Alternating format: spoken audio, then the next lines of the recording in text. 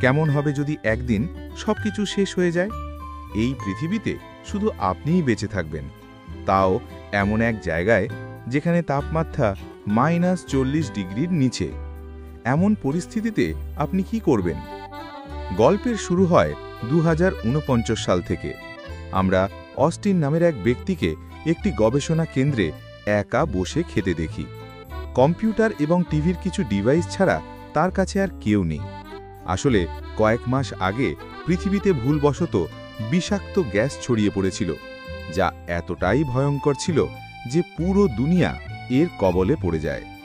ধীরে ধীরে সময়ের সাথে সাথে এটি মানবজাতির উপরও প্রভাব ফেলতে শুরু করে এবং মানুষ এক একে কমতে থাকে। কিছু গরিব এলাকা পুরোপুরি কবরস্থানে পরিণত হয়, কিন্তু আমেরিকার মতো শহরগুলো, যারা তাদের জনগণের কথা চিন্তা করত, তারা বাকি থাকা মানুষদের জন্য একটি বিশেষ ধরনের প্লেন তৈরি করে। তারা জানায় যে একটি নতুন বাড়ির খোঁজে বেরোচ্ছে এবং ততদিন পর্যন্ত সবাইকে এই প্লেনের ভেতরেই থাকতে হবে। কিন্তু একজন ব্যক্তি যেতে চায়নি, আর সেই আমাদের আজকের গল্পের চরিত্র। সে আসলে ক্যান্সারে আক্রান্ত। তার জন্ম এই পৃথিবীতেই, তাই সে এখানেই মরবে, অন্যদের মতো পালিয়ে যাবে না। তার কাছে অনেক সম্পদ ছিল, চাইলে সে নিজের জন্য পুরো একটি প্লেনও বুক করতে পারত। কিন্তু আজ সে একা তার এই জনশূন্য জীবনযাপন করছে। নিজের হাতেই নিজে চিকিৎসা করছে, নিজের জন্য খাবার তৈরি করছে এবং খাচ্ছে। এভাবেই তার জীবনের প্রতিটি দিন কাটছে। সকালে ওঠা, দিনভর খাওয়া দাওয়া করা, তারপর পৃথিবীর পরিস্থিতি সম্পর্কে তথ্য নেওয়া, আর রাত হলে কালো মেঘের দিকে তাকিয়ে ঘুমিয়ে পড়া। কিন্তু অগাস্ট সব সময় এমন ছিল না। তার জীবনেও সেই আবেগ ছিল, যা প্রত্যেক যুবকের মধ্যেই থাকে, কিছু করার, যাতে সে নিজের এবং নিজের দেশের জন্য কিছু করতে পারে। অগাস্টও তাদের মধ্যে একজন ছিল। সে তার যৌবনে জীবনের সব শখ থেকে দূরে বইয়ের জগতে ডুবে থাকত, কারণ সে জানত যেভাবে আমাদের জীবন কাটছে সেই দিন দূরে নয় যখন আমাদের নিজেদের বাড়ি ছেড়ে যেতে হবে। দেখুন, আজ সেই দিনই এসে গেছে। সবাই চলে গেছে, শুধু সেই রয়ে গেছে। যখন সেই নতুন বাড়ি অর্থাৎ একটি নতুন গ্রহ আবিষ্কার করে, তখন সে এটি সম্পর্কে জানানোর জন্য একটি বড় অনুষ্ঠানের আয়োজন করে। সেখানে সে সবাইকে বিস্তারিতভাবে জানায় যে কেন আমাদের জন্য এই পৃথিবী ছেড়ে যাওয়া জরুরি হয়ে পড়েছে, কিভাবে ধীরে ধীরে এখানকার বাতাস আমাদের জন্য দূষিত হয়ে যাবে। এর সাথে অগাস্ট সেই গ্রহের প্রতিটি কণাকে সমানভাবে সবাইকে বোঝানোর চেষ্টা করে, যাতে তারা সব কিছু বুঝতে পারে। তার এই পরিশ্রম এবং আবিষ্কারের জন্য সবাই খুব প্রশংসা করে, কিন্তু সবচেয়ে বেশি প্রভাবিত হয়েছিল জিন। তবে সে তার কাজের জন্য নয়, বরং তার বোঝানোর ক্ষমতা এবং আচরণের জন্য প্রভাবিত হয়েছিল। অগাস্ট যখন তাকে প্রথমবার দেখে, তখন তার প্রথম দেখাতেই ভালোবাসা হয়ে যায়। এরপর সময়ের সাথে সাথে তাদের ঘনিষ্ঠতা বাড়তে থাকে এবং একদিন তারা বিয়ে করে নেয়। 3 বছর পর তাদের পরিবারও সুখে শান্তিতে দিন কাটাতে থাকে। কিন্তু এই বছরগুলোতে জিন কখনো তাকে নিজের কাছাকাছি পায়নি। সে সবসময় তার কাজ এবং বইয়ের মধ্যেই ডুবে থাকত, যা জিনকে কষ্ট দিত। তাই সে তাকে ছেড়ে যাওয়ার সিদ্ধান্ত নেয়, কারণ তাদের পরিবার বড় হবে এবং সে চায় না তার সন্তানকেও এই সব সহ্য করতে হোক। আজও অগাস্ট তার এই কথার উপর কোনো মন্তব্য করে না, কারণ সে সত্যিকারের জন্য চিন্তা ছিল না। সে তো শুধু তার ভবিষ্যৎ নিয়েই ভাবত। কিন্তু আজ যখন সবকিছু শেষ হয়ে গেছে, তখন তার একাকিত্ব তাকে ভেতর থেকে শেষ করে দিচ্ছে।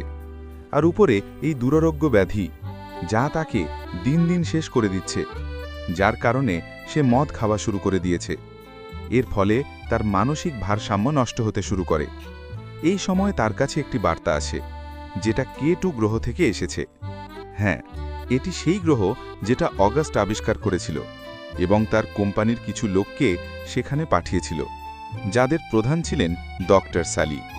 তার কাজ এখন শেষ হয়ে গেছে, আর এই বার্তায় সে পৃথিবীতে পাঠানোর চেষ্টা করছে, কিন্তু কারো সাথেই তার যোগাযোগ হচ্ছে না। হবেই বা কি করে?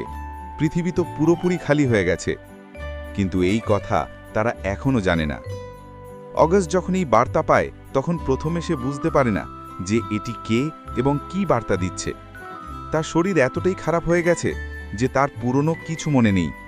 তবুও সে অনেক চেষ্টা করে এবং তারপর তার মনে পড়ে যে এরা তো তারই পাঠানো লোক, যাদের কেটুতে জীবনের সন্ধান করতে পাঠানো হয়েছিল। কিন্তু এখন তাদের এখানে আসা থেকে আটকাতে হবে, কারণ এই জায়গায় আর কিচ্ছু অবশিষ্ট নেই। তবে সে 6 বা 7 ঘন্টা পরেই তাদের সাথে যোগাযোগ করতে পারবে, কারণ তার কাছে এত বড় অ্যান্টেনা নেই যে সে তাড়াতাড়ি যোগাযোগ করতে পারে। সবকিছু খারাপ হয়ে গেছে। ওদিকে ডক্টর সালিও তার মহাকাশ যানে থাকা সবাইকে সতর্ক করেন যে তাদের যোগাযোগ বিচ্ছিন্ন হয়ে গেছে, কিন্তু সে নিশ্চিত নয় যে বার্তাটি পৃথিবীতে পৌঁছেছে কিনা। এই সময় আমরা কেটু গ্রহকে দেখি, যেখানে সবকিছুই উপলব্ধ, যাতে মানবজাতি আবার জন্ম নিতে পারে। কিন্তু আবার জন্ম নেওয়ার জন্য কোনো মানুষও তো থাকা দরকার। কে জানে সেই লোকগুলো কি হয়েছে যারা এখান থেকে গিয়েছিল, তারা বেঁচে আছে কিনা আমরা জানি না। বার্তা আসার পর সে কিছু খেতে চলে যায়, কিন্তু তখনই তার রান্নাঘরে আগুন লেগে যায়। এতে সে খুব ভয় পেয়ে যায়, কিন্তু সময় মতো সে আগুন নিভিয়ে ফেলে। কিন্তু এখন তার সামনে এমন কিছু আসে যা সেই জায়গায় কল্পনাও করতে পারেনি। আসলে এটি একটি ছোট মেয়ে ছিল। হ্যাঁ, এই রক্ত জমাট বাঁধা ঠান্ডায় এই মেয়েটি কোথা থেকে এলো, এই প্রশ্নেই তার মনে বারবার ঘুরপাক খাচ্ছিল। অবশেষে সে তাকে জিজ্ঞেস করে যে তার নাম কি এবং সে কোথা থেকে এসেছে, কিন্তু মেয়েটি কোনো উত্তর দেয় না। তখন সে ভাবে হয়তো সে ভয় পেয়েছে, তাই সে তাকে একটু সময় দেওয়ার কথা ভাবে, যাতে সে স্বস্তি পায়। এই সময় তার মনে পড়ে যে বার্তা পাঠানোর সময় হয়ে গেছে, কিন্তু ডিভাইসের কাছে বসে তার খেয়াল হয় যে তার কাছে সিগন্যালই নেই যার মাধ্যমে সে এত দূরে বার্তা পাঠাতে পারবে। তখন তার মনে পড়ে হয়তো তার অ্যান্টেনাটিতে কোনো সমস্যা হয়েছে, তাই সে উপরে গিয়ে তার অবস্থান ঠিক করে। তারপর নিচে এসে আবার চেষ্টা করে, কিন্তু এবারও কোনো প্রতিক্রিয়া পায় না। এতে সে বুঝতে পারে যে এখান থেকে কিছু হবে না, তাকে এমন কোনো জায়গায় যেতে হবে যেখানে ভালো সিগন্যাল পাওয়া যাবে। এই সময় তার সেই মেয়েটির কথা মনে পড়ে। সে তার কাছে যায়, যে একটি ছবি আঁকছিল। সেটি দেখার পর সে বুঝতে পারে যে মেয়েটি না তো বলতে পারে না তো শুনতে। তাই সে নিজের মতো করে তার নাম আইরিস রাখে। এই নামটি সে তার অনাগত মেয়ের জন্য ভেবেছিল, কিন্তু সে তো আর কখনো তার সাথে দেখা করতে পারবে না। কিন্তু এই আইরিশকে সে পেয়ে গেছে যে তার জন্য হয়তো একটি নতুন জীবন নিয়ে এসেছে। এখন সে এমন কিছু জায়গা খুঁজতে শুরু করে যেখানে সে ভালো সিগন্যাল পেতে পারে। এই সময় সে একটি জায়গাও পেয়ে যায়, কিন্তু সবচেয়ে বড় সমস্যা ছিল আইরিসকে নিয়ে। না তো সে তাকে ছেড়ে যেতে পারত, কারণ এই যাত্রা খুবই দীর্ঘ এবং সে কখন ফিরবে তার কোনো ঠিক নেই। না তো সে তাকে সাথে নিয়ে যেতে পারত, কারণ বাইরে খুব বেশি ঠান্ডা। এই দ্বিধায় ডুবে সে পুরো রাত কাটিয়ে দেয়। এই সময় তার যাত্রার প্রস্তুতিও চলছিল, যাতে আইরিশও তাকে সাহায্য করছিল। সময়ের সাথে সাথে তাদের মধ্যে ভালো সম্পর্ক গড়ে ওঠে। তাই শেষ মুহূর্তে সে সিদ্ধান্ত নেয় যে সে তাকে সাথে নিয়ে যাবে, কারণ সে সাথে থাকলে তার সাহস বাড়বে। এরপর তারা জিনিসপত্র গুছিয়ে পরের দিন মোটর বাইকে করে বেরিয়ে পড়ে। কিন্তু বন্ধুরা, এখান থেকে গল্পে একটি পরিবর্তন আসতে চলেছে। এখন যা কিছু আপনার সামনে আসবে তা আপনাকে নাড়িয়ে দেবে। তো দেখতে থাকুন আর উপভোগ করুন। চারিদিকে শুধু বরফ আর বরফ। ঠান্ডা এতটাই ছিল যে রক্ত জমে যাবে, কিন্তু তবুও অগাস্ট দৌড়ে চলেছে, কারণ তার কাছে সময় কম। রাত হলে তারা এক জায়গায় থেমে যায়, কারণ এখন ঠান্ডা খুব বেড়ে গেছে। কিন্তু তখনই একটি দুর্ঘটনা ঘটে। যে জায়গায় তারা ক্যাম্প লাগিয়েছিল সেখানকার বরফ গলে যায়। এর ফলে তারা দুজনেই জলের মধ্যে পড়ে যায়। কিন্তু সময় মতো অগাস্ট নিজেকে এবং আইরিশ উভয়কেই বাইরে বের করে নিয়ে আসে। কিন্তু এখন তাদের কাছে কিছুই নেই, অর্থাৎ যা কিছু প্রয়োজনীয় জিনিস ছিল সবই ডুবে গেছে। যদি কিছু বেঁচে থাকে তা হলো তাদের শরীরে পরা পোশাক, অর্থাৎ এখন তাদের বাকি পথ পায়ে হেঁটে পাড়ি দিতে হবে। কিন্তু অগাস্টের জন্য এই যাত্রা খুব কঠিন ছিল, কারণ তার শরীর খারাপ হতে শুরু করেছিল। বৃদ্ধ অগাস্ট বারবার ক্লান্ত হয়ে পড়ছিল এবং সেখানেই বসে আরাম করতে শুরু করছিল। এটি দেখে আইরিশ তাকে বোঝায় যে যদি সে বারবার এভাবে থামে তাহলে তাদের যাত্রা আরও দীর্ঘ হয়ে যাবে। যদি সে একটানা চলতে থাকে তাহলে দূরত্ব কমে যাবে। এই কথাগুলো তাকে সাহস দেয়, তাই সে আবার উঠে দাঁড়ায় এবং চলতে শুরু করে। দুদিন কেটে গেছে, কিন্তু এখনও তাদের গন্তব্য অনেক দূরে। এর কারণে অগাস্টের শরীরে আর শক্তি ছিল না। পরিস্থিতি আরও ভয়ঙ্কর হয়ে ওঠে যখন হঠাৎ সেখানে বরফের ঝড় শুরু হয়। চারিদিকে দ্রুত বরফ উঠতে শুরু করে, যাতে আইরিশের হাত অগাস্টের হাত থেকে ছুটে যায়। এতে সে পরেশান হয়ে যায় এবং চিৎকার করে তাকে খুঁজতে থাকে। তার মুখে দেখতে পাওয়া আকুলতা থেকে আমরা বুঝতে পারি যে আইরিশ তার জীবনে কী প্রভাব ফেলেছিল। কিছুক্ষণ পর অবশেষে সে তাকে খুঁজে পায়। এরপর তারা তাদের গন্তব্যে পৌঁছে যায়। সেখানে গিয়ে প্রথমে তারা কিছু খায়, তারপর অগাস্ট যোগাযোগ করার চেষ্টা করে, যা অবশেষে সফল হয়। এখন সে ডক্টর সুলির সাথে কথা বলতে পারছে, কিন্তু সে পৃথিবীর পরিস্থিতি সম্পর্কে জানানোর আগেই তাদের মহাকাশযানে কিছু পাথর এসে ধাক্কা মারে, যার ফলে তাদের সংযোগ আবার বিচ্ছিন্ন হয়ে যায়। এখানে অগাস্ট আবার চিন্তিত হয়ে পড়ে যে তারা যেন এদিকে না আসে, কিন্তু আসলে সেখানে মহাকাশযানে তো হুলস্থুল পড়ে গেছে।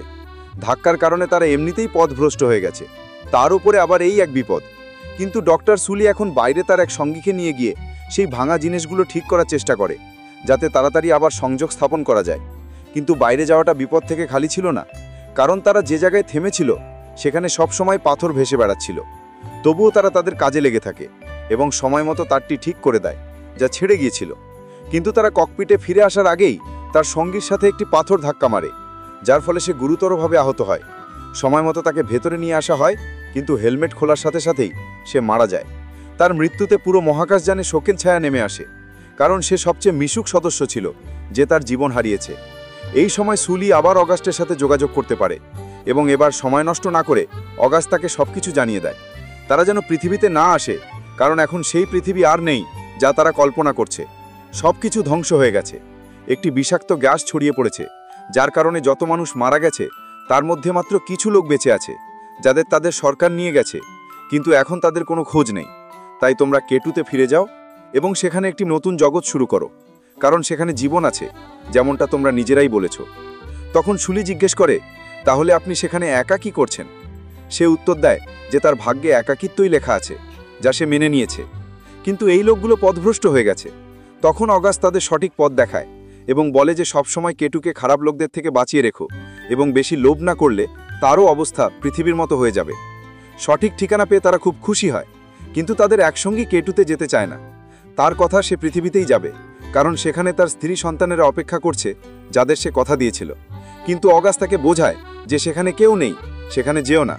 সে মানে না, নিজের জেদে অটল থাকে। এটা দেখে বাকিরা হাল ছেড়ে দেয় এবং বলে যে ঠিক আছে, যদি তুমি এটাই চাও তাহলে তুমি যেতে পারো, আমরা কেটুতে ফিরে যাচ্ছি। একটি অতিরিক্ত কিউবের সাহায্যে তারা তাকে পৃথিবীর দিকে পাঠিয়ে দেয়। তারা তাদের মহাকাশযানকে কেটুর দিকে ঘুরিয়ে দেয়। এদিকে অগাস্ট এবং সুলির মধ্যে কথা চলতে থাকে। সে তাকে জানায় যে সে ছোটবেলা থেকেই তাকে রোল মডেল মনে করত, কারণ তার জন্যই সে অ্যাস্ট্রোনট হয়েছিল এবং পরে তার কোম্পানি তাকে এই মহাবিশ্বের সৌন্দর্য দেখার সুযোগ দিয়েছিল। তাই সে তাকে ধন্যবাদ জানাতে চায়। এমনকি তার মাও মিসেস জিন্স তার দ্বারা প্রভাবিত ছিলেন এবং সবসময় তার কথা বলতেন। এই কথা শুনে অগাস্টের জীবন যেন থমকে যায়। মিসেস জিন্স, তোমার কিছু মনে পড়ছে? তার শ্বাস দ্রুত হতে থাকে, কিন্তু মুখ থেকে কিছু বেরোয় না। সব কিছু তার চোখ দিয়েই প্রকাশিত হচ্ছিল। সে যখন তাকে তার পুরো নাম জিজ্ঞেস করে, তখন সে জানায় ডক্টর সুলি আইরিশ। এই কথা শোনার পর যেন তার জীবনের উদ্দেশ্য পূরণ হয়ে গেল। কিন্তু 1 মিনিট, তাহলে সেই মেয়েটি কে ছিল? এই প্রশ্নের উত্তর খুঁজতে সে বাইরে ছুটে যায়, কিন্তু সেখানে কেউ ছিল না। হ্যাঁ বন্ধুরা, সেই মেয়েটি ছিল শুধু একটি কল্পনা, যা অগাস্ট তার মনে তৈরি করেছিল, যাতে সে আরও কিছুদিন বেঁচে থাকতে পারে, যাতে তার আসল মেয়ের জীবন শেষ না হয়ে যায়। যদি সে তার অসুস্থতার কারণে আগেই মারা যেত, তাহলে হয়তো আজ এই পুরো ক্রু এভাবেই ভটকাতে থাকতো এবং শেষে মারা যেত। কিন্তু অগাস্টের মন আজ তার জীবন বাঁচিয়েছে। তার মেয়ে এবং আরও অনেক লোককে একটি নতুন জীবন দিয়েছে। কিন্তু আইরিশ কি কখনো জানতে পারবে যে পৃথিবীর শেষ যে ব্যক্তির সাথে সে কথা বলছে সে আসলে তার বাবা? তাদের মধ্যে মাইলের দূরত্ব ছিল, কিন্তু রক্তের সম্পর্ক তাদের বারবার এক করে দিয়েছে। একেই বলে নিয়তি। কেউ জানে না কখন কি হয়ে যাবে, কখন কোথায় এবং কিভাবে কার সাথে দেখা হয়ে যাবে। এই বলেই গল্পটি এখানেই শেষ হয়। আপনার গল্পটি কেমন লাগলো আমাদের কমেন্ট করে অবশ্যই জানাবেন। পরের ভিডিওতে দেখা হবে। দেখার জন্য অনেক ধন্যবাদ। বিদায়।